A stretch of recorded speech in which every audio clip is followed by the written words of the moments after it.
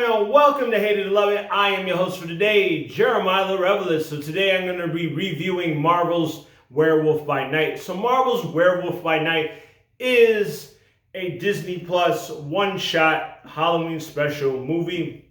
It is one of Marvel's first horror films too.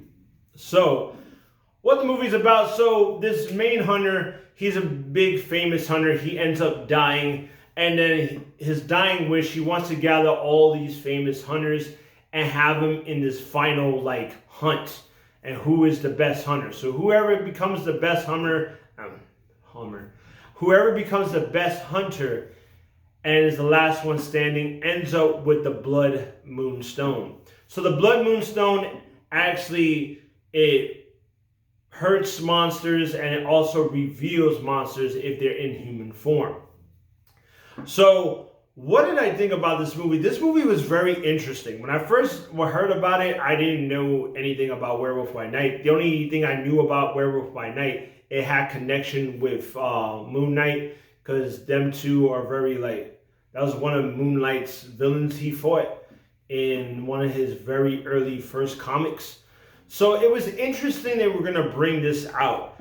I saw the trailer and I saw that it was going to be a old black and white horror film, which was very interesting. The trailers itself really intrigued me. So when I go into this movie, I'm surprised out of the get-go. So when you see the beginning, you know how Marvel gets his Marvel Logan and everything, you hear the Marvel song and everything, the theme, and it becomes different. It's in black and white, and it becomes a dramatic, one of those old school black and white horror dramatic music. They turned it, they remixed it. They remixed the Marvel theme into a scary, eerie, dramatic, horror film, the music. And that was great. And then all of a sudden you see scratches in the Marvel sign and everything at the same time while the Marvel sign is forming.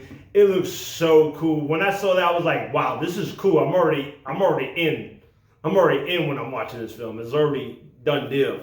So when you go into this, yes, it is a black and white film. And let me tell you something, it works for this movie. Especially, this movie is gruesome.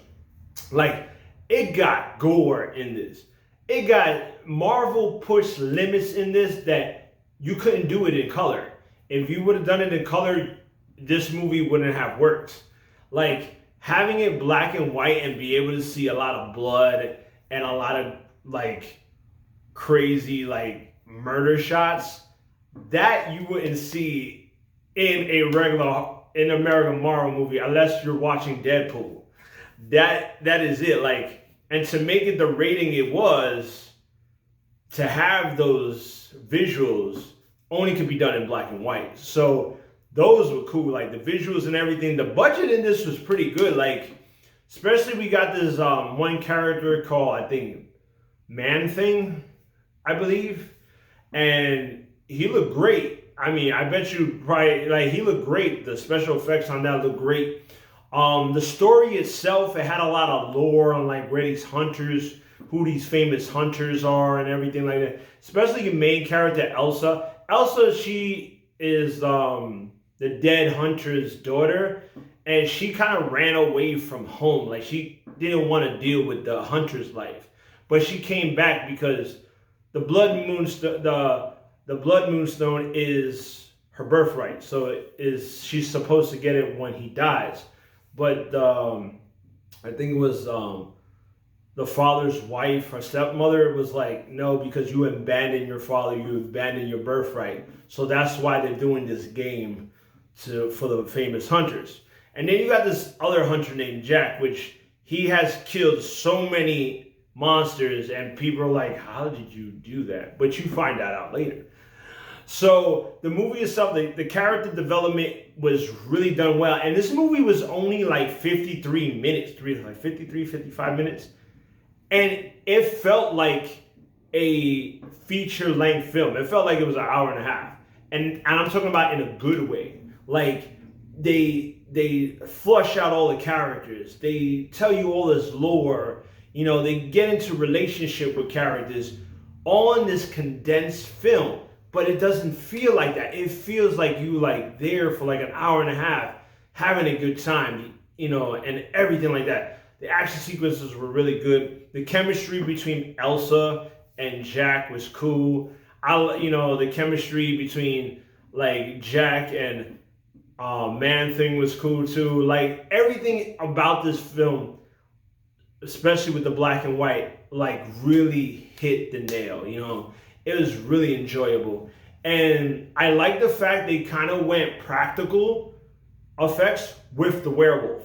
Like they didn't go like CGI like Underworld. They went practical, like old school practical werewolf effects, which was so cool. Like the werewolf, he looks human with werewolf form, like in the old school like werewolf movies, and that was really cool. Like that really worked. Everything about this movie really worked, and the horror was really good. It was really good horror. It was really good tension at times. Like I gotta say, right here, this was a win for Marvel, especially with all the TV adaptations we've been getting from Marvel. This is probably my favorite Marvel like adaptation on TV. Like it was so good. I would advise you to check it out. So, what do I rate this movie? Is it a love? Is it a hate? Or is it in between? I gotta give it a love. That's right, I give it a love. It was a great film for a movie that was only 55 minutes. It really packed in all these good elements, good character developments in this one short film, which was like amazing. I advise you to check it out. I really hope they do more on Werewolf by Night and they bring Moon Knight into this, because this right here really worked out well.